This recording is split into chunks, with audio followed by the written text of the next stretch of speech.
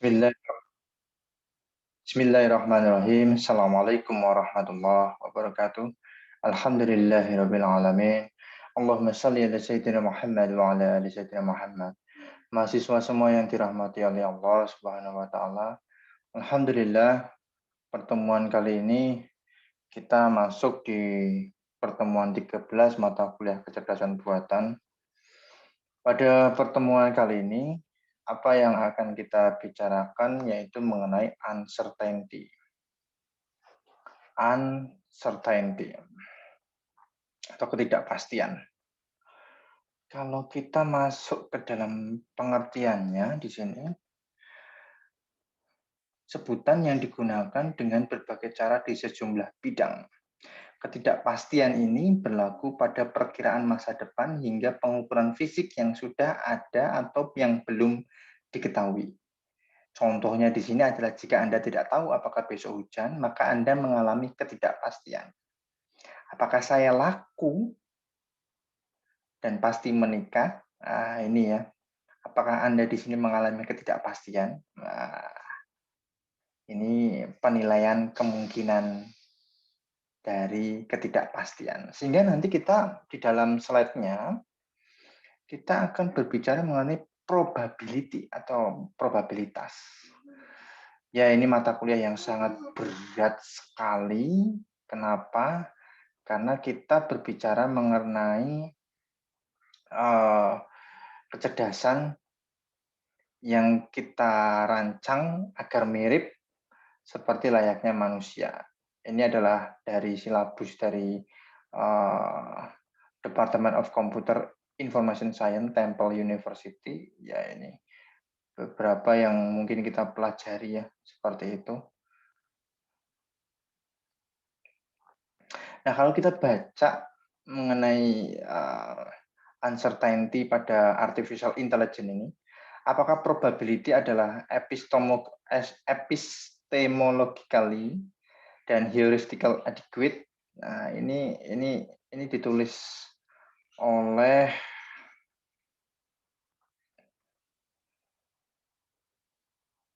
Max Henrian dari Carnegie Mellon University Pittsburgh, Pennsylvania, USA.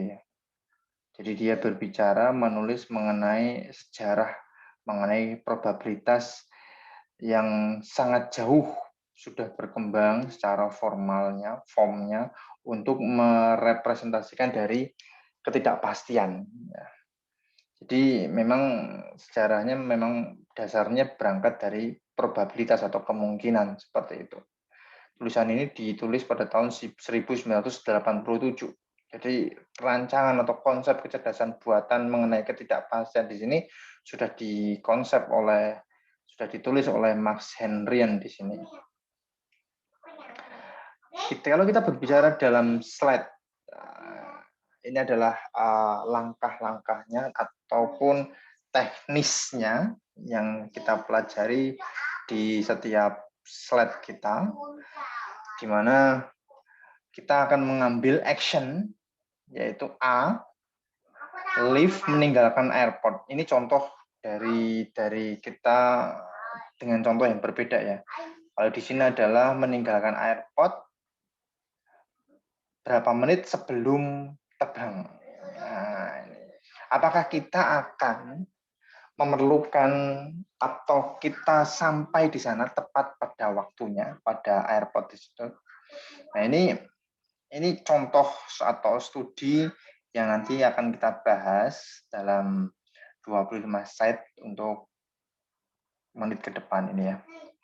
Permasalahan yang akan kita dapatkan adalah partial observability, terutama adalah kemungkinan situasi jalan, lalu planning dari sopirnya. Terus ada juga problem masalah yang akan kita temui jika kita akan mendapatkan waktu secara tepat. Kita sampai ke airport sebelum pesawat itu terbang. Permasalahan yang kedua adalah gangguan terhadap sensor. Di sini ada traffic report.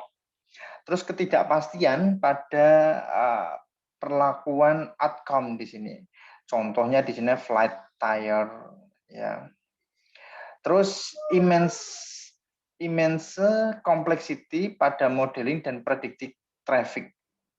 Nah, itu adalah 4 permasalahan yang nanti kita temukan saat kita berada di perjalanan di bandara. Akan tetapi, a purely logical approach pendekatannya adalah yang pertama adalah untuk mengatasi tersebut adalah kita menggunakan risk falsehood, di mana di sini A25 T-nya 25 ya, 25 menit will get me there on time, atau leads to conclusion, mendahului kesimpulan yang mana itu terlalu lemah untuk membuat keputusan. Nah, jadi kita sudah mengambil kesimpulannya dulu di akhir, yang mana keputusan kita itu sangat lemah, gitu ya. A25 di sini will get me there on time jika tidak ada accident pada kondisi di jalan raya. Di sini adalah jembatan dan it doesn't rain, tidak ada hujan, and my tires atau bannya remain intact, dan lain sebagainya. Nah, kalau di sini ada juga A1440 menit, Mike mungkin secara beralasan kita dapat mengatakan to get me there on time, but tetapi saya mungkin harus stay overnight in the airport. Jadi dia sehari sebelumnya sudah stay di sana. Karena apa? Untuk mendapatkan waktu yang baik tiba di airport sebelum kita flight atau terbang. Nah, ini adalah konsep dari uncertainty, di mana ada permasalahan yang kita dapatkan, terus apa yang harus kita lakukan untuk menyelesaikan permasalahan tersebut. Di sini ada 2 ya, risk menghitung falsehood-nya, lalu mengambil kesimpulannya agar tidak lemah ya dalam membuat keputusan seperti itu. Sehingga A25, A1440 ini adalah hipotesa. Hipotesa kita mengambil kesimpulan apa yang harus kita lakukan. Keputusan apa yang harus kita buat. Seperti itu. Lalu kemungkinan untuk selamat. Nah, di sini ada kasus yang lainnya ya. Model agens menyetujui of belief, kepercayaan yang diberikan kepada setiap kejadian. A25, ini menyambung dari tadi, A25 will get me there on time dengan probabilitas 4/100, 0,04. Itu sangat sedikit probabilitasnya. Probabilitas kalau dia pasti tiba on time, berarti probabilitasnya sama dengan 1. Kalau 0,04 sangat sedikit sekali probabilitasnya. Probabilitas pada AI model di sini menghiraukan not the true state of the world. Statement di sini dengan probabilitas 0,7 ya termasuk lumayan lah, karena probabilitas yang pasti adalah 1 ya. I have a cavity, yang mana artinya saya either have a cavity or not, but I don't have all the necessary information to know this for sure. Nah, ini kalau kita mengambil probabilitas 0,7. Ini ada artinya cavity. Cavity apa cavity? Kita cari cavity ya. Cavity ya.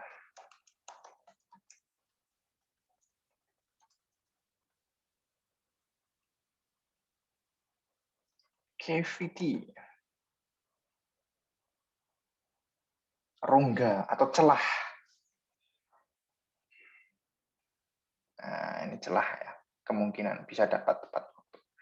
Slide berikutnya mengenai probabilistic assertion. Summaries-nya memiliki efek laziness dan ignorance. Nah, ini nih. Subjek probabilitasnya di sini. Nah, ini probabilitasnya berhubungan dengan proportion pada agen, kepemilikan agen dalam pengetahuan tersebut. Nah, di sana ada A25, waktunya 25, no reported accident. Nah, itu sama dengan 0,06. Ini memang kita harus hitung ya. 0,06 dapat dari mana sih Pak? Data ya, data. Jadi kita menghitung berapa kemungkinan yang tidak ada laporan kecelakaan, berapa kemungkinan tepat waktu dan lain sebagainya. Jadi ini berdasarkan data yang kita dapatkan gitu ya. Sehingga perlu adanya data yang pasti ya. Sehingga data ini kalau kita runut gitu ya, kalau kita ingin mendapatkan probabilitas yang baik, otomatis data yang kita dapatkan, data yang kita teliti itu harus benar-benar yang real, benar-benar real ya, sehingga nanti kita bisa mendapatkan keputusan hasil yang terbaik nanti berdasarkan dari data-data yang kita ukur, kita dapatkan gitu. Probabilitas pada proportion change-nya with new evidence nah itu 0,15. 0,15, 0,06 itu sedikit ya. Sangat sedikit. Membuat keputusan pada kondisi ketidakpastian. Nah, di sini kita memperkirakan I believe the following, ada probabilitas A25, A90, A120, and A1040, 140. Nah, ini probabilitasnya ada 0,04, 0,7, 0,95 itu sudah bagus, sangat bagus, apalagi 0,99. Karena apa 0,99? Dia sudah berada di bandara sehari sebelumnya. Sehari sebelumnya otomatis dia tepat waktu, sehingga di sini kemungkinan probabilitasnya adalah 0,99. Apalagi 2 jam sebelumnya. Itu. Kalau 25 menit, ini 25 menit, lah otomatis dia sedikit probabilitasnya untuk sampai tepat waktu. Karena kita mengalami kondisi ketidakpastian di jalan raya. Ada kecelakaan, ada ban pecah atau bocor dan lain sebagainya yang nanti mempengaruhi kehadiran kita di airport secara tepat waktu. Lalu yang mana action yang akan kita pilih? Tergantung pada preference-nya. Apakah kita kepingin kehilangan pesawat untuk terbang atau kita menghabiskan waktu menunggu kita. Nah, kalau kita menghabiskan waktu menunggu kita, otomatis kita kalau kepingin tepat waktu menunggunya lebih lama gitu ya. Lebih lama. Nah, di sini ada utility theory yang biasa digunakan untuk menampilkan dan infer preference. Lalu ada decision theory di mana rumusnya adalah probabilitas teori ditambah utility theory. Nah, ini adalah sintaknya. Basic elemennya di sini adalah random variable. Similar to proportional logic-nya, kemungkinan dunia mendefinisikan penugasan pada nilai dari variabel yang random.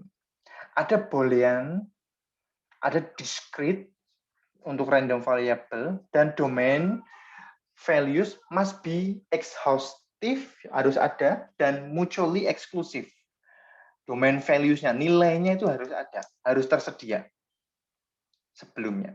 Elementary proportion-nya di sini disusun berdasarkan dari penugasan dari nilai-nilai dari random variable. Contohnya di sini adalah weather sama dengan sunny, rongga sama dengan false. Nah, seperti itu. Cavity tadi ya, celah ya. Complex proportion form-nya berasal dari elementary proportion dasar ya, dan standard logical connectivities, di mana kalau weather-nya sunny itu or cavity itu false. Sunny atau false di sini nilainya. Or ya itu ini or ya, simbol or. Disconjunction. Lalu sintak atomic event-nya. A complete specification pada state of the world di sini tentang agen mana yang memiliki ketidakpastian. Nah, ini jika dunia terdiri dari hanya 2 boolean variabel yaitu cavity dan tooth edge, sakit gigi di sini. Di sini ada 4 distinct atomic event kejadian. Cavity-nya false, and tooth edge false. Nah, lalu kesimpulannya bagaimana? Cavity tadi rongga ya. Rongga kalau tidak salah. Atau celah di sini ya. Lubang, ruang. Nah, ruang. Adakah ruang di sana? Nah, ini. Atomic event are mutually exclusive and exhaustive. Apa ini exhaustive?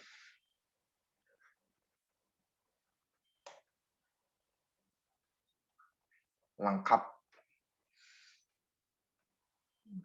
Lengkap. Lalu axiom of probability untuk any proportion kondisi A dan B. Nah, ini ya.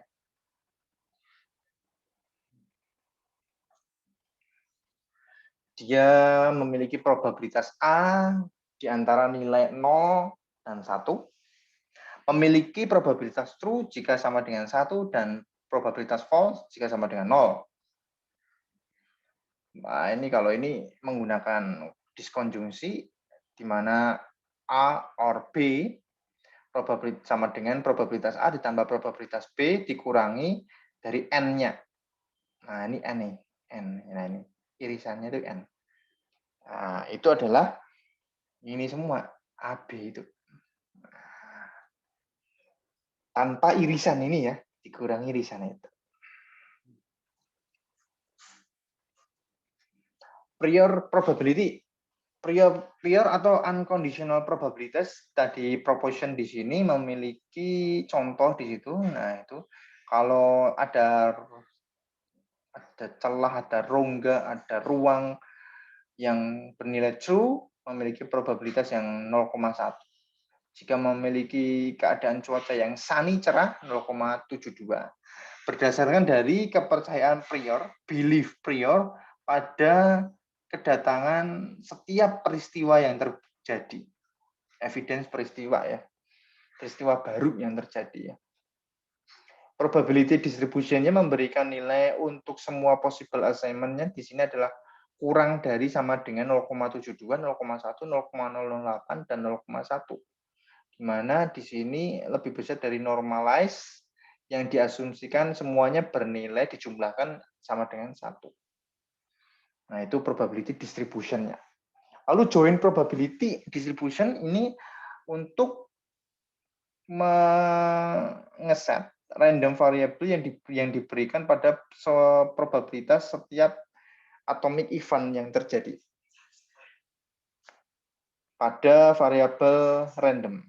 Di sini ada weather dan cavity, ada cuaca dan ruang di situ. A 4x2 metric of values, di mana jika weather-nya sunny dan true, cavity true, memiliki probabilitas 0,14. Dia memiliki probabilitas yang tinggi pada keadaan jika cavity false dan sunny, dia memiliki probabilitas 0,576 di sana. Ini sangat bagus. Jadi dia memiliki oke, saya karena tidak punya celah atau ruang untuk pergi keluar gitu ya. Tapi keadaan dari cuaca adalah bagus, dia 50-50 di situ, 50% 50% ya. Every question mengenai domain can be answered by the joint distribution. Jadi memang kita dalam menjawab setiap pertanyaan kita menggunakan joint probabilitas distribution. Terus ada conditional probabilitas. Jadi kalau kita berbicara mengenai uncertainty atau ketidakpastian di sini ada yang tadi kita sudah pelajari gitu ya. Ada aksiom probabilitas, prior probabilitas, dan di sini adalah conditional probabilitas. Conditional atau posterior ini contohnya adalah jika kita mendapatkan cavity, probabilitas antara cavity dan tooth edge di sana 0,8. Nah, notasinya pada kondisi distributionnya di sana 2 dikurangi elemen vektor dari elemen vektor tersebut. Jika kita ingin mengetahui lebih cavity-nya atau celah atau ruangnya juga selalu diberikan. Lalu kita memiliki probabilitas yang sama dengan 1. Setiap kejadian maybe tidak relevan berdasarkan dari simplification, di mana ada cavity, probabilitasnya adalah tooth edge ataupun sunny, yang merupakan nilainya sama dengan dari cavity tooth edge di situ, 0,8. Ini adalah jenis pada inference atau sanction by domain knowledge.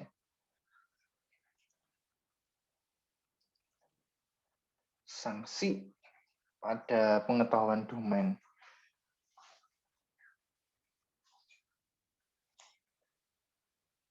Sangat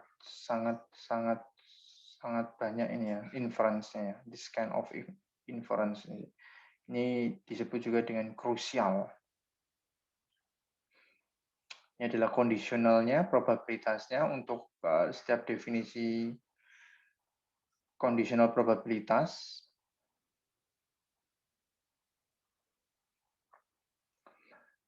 Definisi dari conditional probabilitas di sini adalah probabilitas A dengan keadaan syarat B memiliki formula A diskonjungsi B dibagi probabilitas B jika probabilitas B sama dengan lebih besar dari 0. Lalu produk rule-nya diberikan sebagai alternatif formula, yaitu probabilitas A konjungsi B sama dengan probabilitas A dengan kondisi syarat B, di mana probabilitas B sama dengan probabilitas B dengan kondisi syarat A dikali probabilitas A. Secara general versinya ditahan pada semua distribution, baik itu prior probability, conditional probability, axiom probability.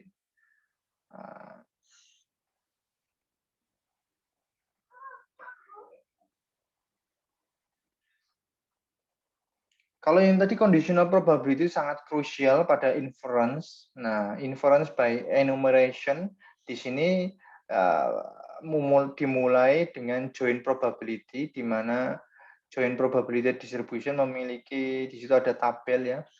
Jika terdapat rongga atau ruang, tidak terdapat ruang, jika kita mengalami sakit gigi, apakah kita mengalami sakit gigi atau tidak sakit gigi.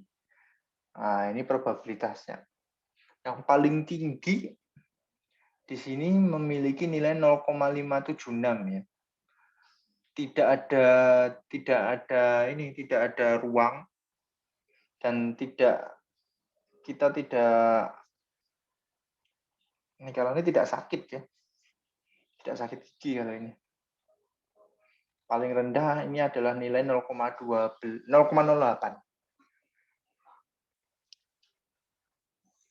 Nah, itu.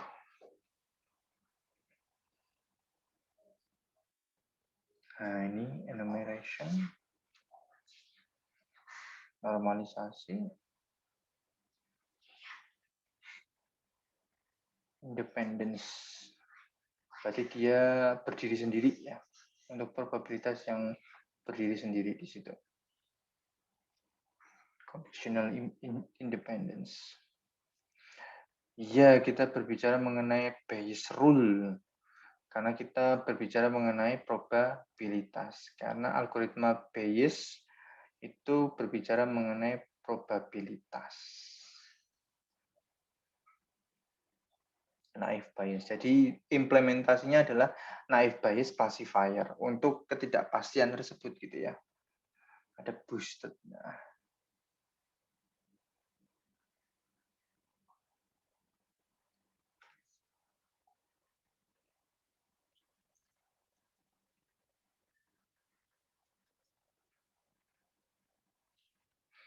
Kesimpulan kita pada teori kali ini mengenai ketidakpastian, nah, dikatakan di sini adalah probabilitas merupakan formalisme yang ketat untuk pengetahuan yang tidak pasti. Distribusi probabilitas gabungan menentukan probabilitas setiap peristiwa atomnya. Peristiwa atomnya, atomic event ya. Untuk pertanyaan dapat dijawab setiap pertanyaan dengan menjumlahkan peristiwa atom gitu ya. Nah, ini. For non-trivial domain, untuk domain non-trivial kita harus mencari cara untuk memperkecil ukuran join. Lalu independence dan conditional independence menyediakan menyediakan alatnya. Nah, di sini kita mungkin dapat cari di Google Scholar ya. Google Scholar, uncertainty ya. Uncertainty. Apakah ada penelitian mengenai uncertainty? Nah, ini mengukur uncertainty ini tahun 2015, tapi kita ngambil yang 2021 ini. Wah, ini implementasinya di sini. Kita klik nih. Uncertainty Assess Deep Vision Structural Health Monitoring dari Syed Omid Asajedi di sini. Kita anu ya, ini berbayar ya. Kita ngambil DOI-nya dulu aja. Copy link.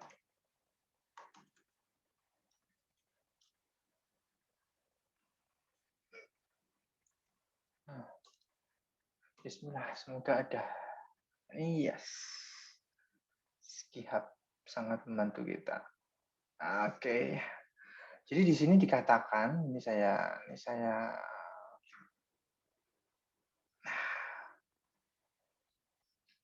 implementasi dari uncertainty ya, assisted yang membantu deep vision secara struktural health monitoring. Berbicara mengenai computer vision di sini.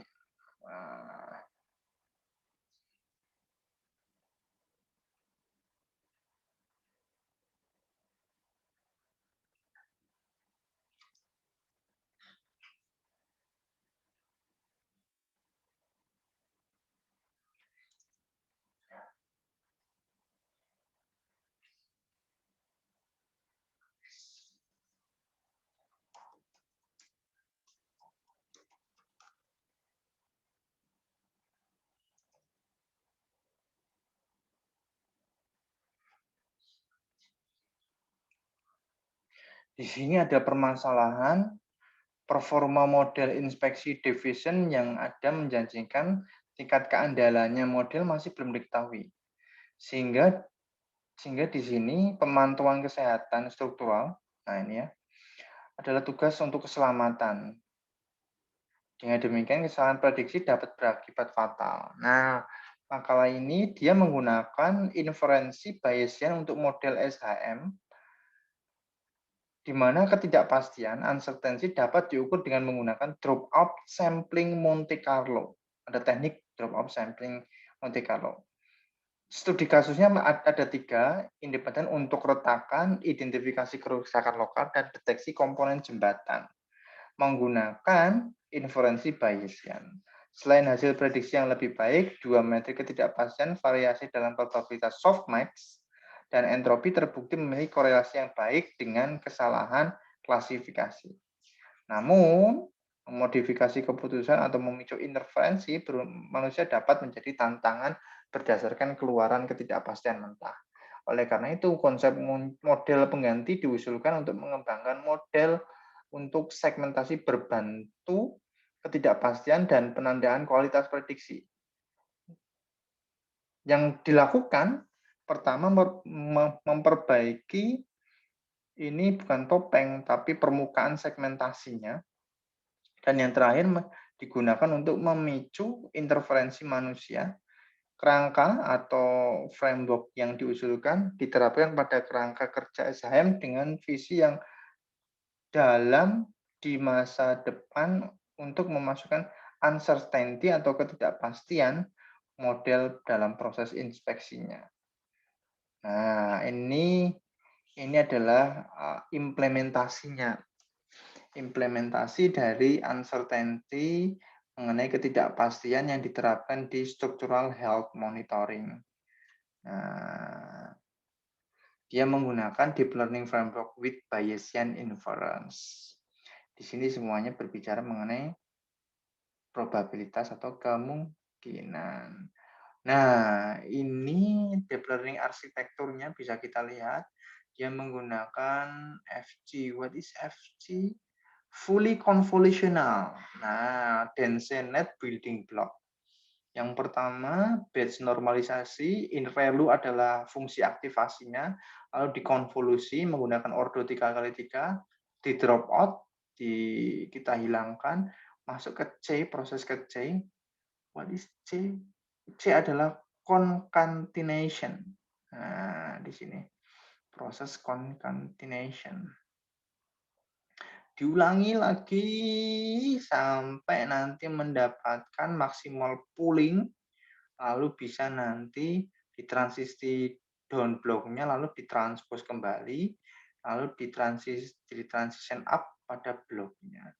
Ini untuk mengetahui adanya retakan ya di sini, di jembatan ini ya.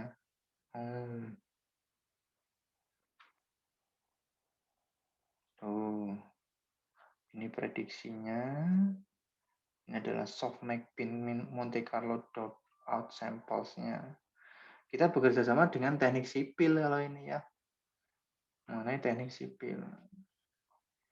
Dia menggunakan image datasets di situ.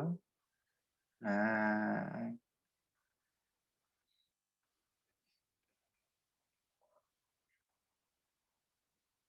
itu kita bisa lihat adanya gambar-gambar retakan di situ.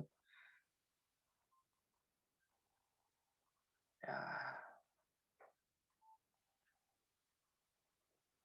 Inilah adalah implementasi dari uncertainty.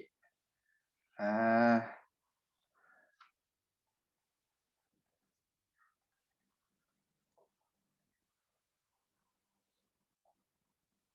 sejak tahun 1987 ya, Bayesian ini apa namanya tuh ya 1987 Bayesian ini sudah di di konsep according to the Bayesian operational view adalah measure of present degree of belief in it yang memberikan informasi yang secara currently kita inginkan ya. Sampai sekarang algoritma ini masih terus dikembangkan ya untuk mendapatkan uncertainty yang membantu ketidakpastian kita mengukur structural health monitoring pada jembatan. Ini adalah contohnya. Jadi mahasiswa semuanya untuk pertemuan ini